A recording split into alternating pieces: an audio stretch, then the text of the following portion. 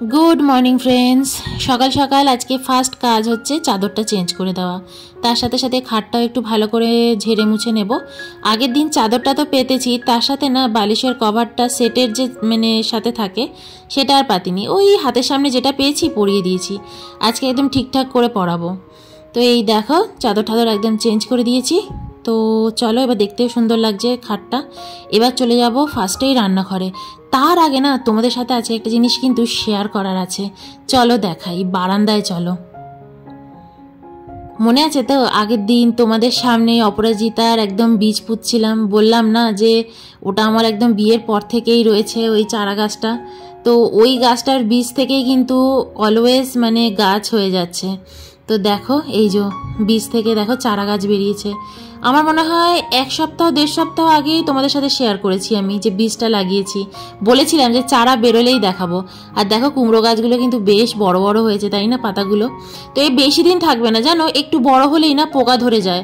তো এবার ঠিক করেছি একটু যখন ডালপালাটা ফেলবে তখন এটা কেটে খেয়ে নেব। তো এবার চলো রান্নাঘরে চলে যাই। এই দেখো চলেও এসেছি আর মুড়িও মেখে নিয়েছি। আজকে চানাচুর পেঁয়াজ টেয়াজ দিয়ে ভালো করে মুড়ি মেখেছি। আর ওদিকে চাও বসিয়ে দিয়েছি। অয়ন বাড়িতে থাকলে মোটামুটি মুড়ি খাওয়াটাই বেশি হয়, অফিসে গেলেই রুটি খাওয়াটা হয়। আদারওয়াইজ আমাদের বাড়িতে রুটি খাওয়া খুব একটা হয় না। তো এর উপর দিয়ে একটু ওই কটকটি আছে ওগুলো দিলাম, আর ওই পাপড়ি যেগুলো সেগুলো অ্যাড করলাম, আর একটু শশাও নিয়ে নিলাম।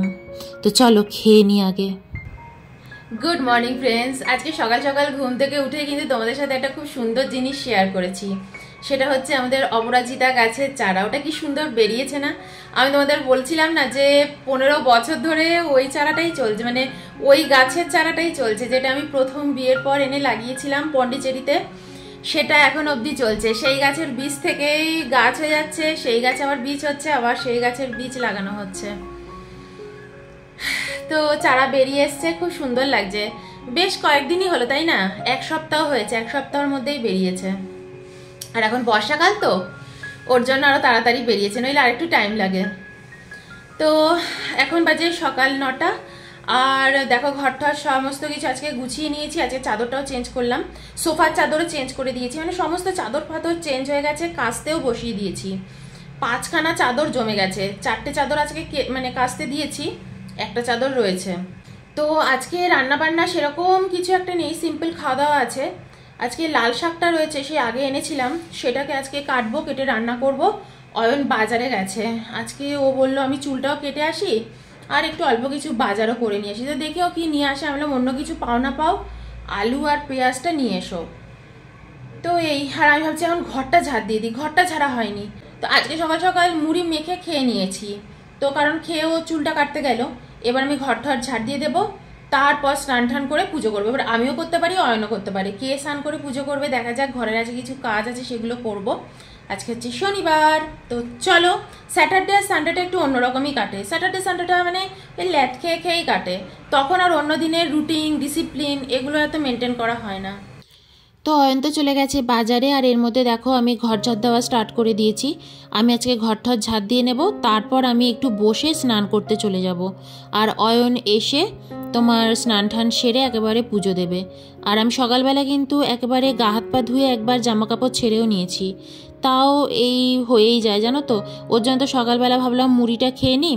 অন্যান্য দিন সকালবেলা ঘুম থেকে উঠেই আগে না ঘর ঠর পরিষ্কার করে স্নান টান সারি, তারপর রান্নাঘরে ঢুকি। আজকে আর ওগুলো হয়ে ওঠেনি, কারণ আজকেও চুল কাটতে যাওয়ার ডেট। সকালবেলা উঠেই বলছে তাড়াতাড়ি করে চুল কাটতে যাবো, নইলে ভিড় হয়ে যাবে।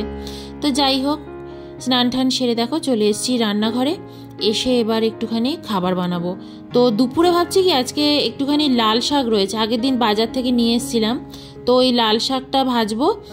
আর এদিকে তোমার একটুখানি ডাল আছে, তো ডালটার সাথে ভাবছি একটুখানি আলুর পকোড়া করব। তো এই হচ্ছে আজকে রান্নাবান্না। তো লাল শাকটা আজকে পেঁয়াজ রসুন দিয়েই করছি। রসুনটা ফার্স্টে ফোড়ন দিয়ে নিয়েছি, তারপর একটু পেঁয়াজটাকে ভেজে লাল শাকটা দিয়ে একটু নুন মিষ্টি হলুদ, ব্যাস। তো এই দেখো লাল শাক হয়ে গেছে। আর এবার ভাতটাও না বসিয়ে দিয়েছি, আর ওদিকে গ্যাসে আলুর পকোড়াগুলো ভেজে নেব। ওই যে আলু বেগুনি যেরকম পকোড়াগুলো করি বেসনে চুবিয়ে, সেই রকম আজকে শুধু আলু ভাজবো, বেগুন তো আর নেই। তো দেখো আলুগুলো একেবারে ভেজে নিচ্ছি। আর এর মধ্যে অয়নও কিন্তু চলে এসছে, স্নান টান সেরে পুজোও হয়ে গেছে। তো এবার দুজনে খেয়েও নেব, অনেকটা বেলাও হয়ে গেছে, এখন 2-2:30 তো বেজেই গেছে। দেখো আলুর পকোড়াগুলো না খেতে দারুণ হয়েছিল, বেসনে ভাজা এরকম সিম্পল পকোড়া। আজকে দুপুরবেলাতে লাল শাক দিয়ে ভাত খেয়ে তাড়াতাড়ি করে দিয়েছি ঘুম, এত জোরে বৃষ্টি নেমেছে, হেভি বৃষ্টি হয়েছে আজকে এখানে, অনেকদিন ধরে এখানে বৃষ্টি হচ্ছিল না। তো যাই হোক তারপর না ক্যামেরা হাতে নিতে ভুলেই গেছি। তো এখন চলে যাচ্ছি বাজারে, একটুখানি বাজার করব, কালকে আবার অয়নের অফিস রয়েছে, তো ভাবলাম একটুখানি সবজি বাজার করে নিয়ে আসি। তো এখন বেরোচ্ছি, আর এই ব্লগটা এখানেই এন্ড করছি। বাই।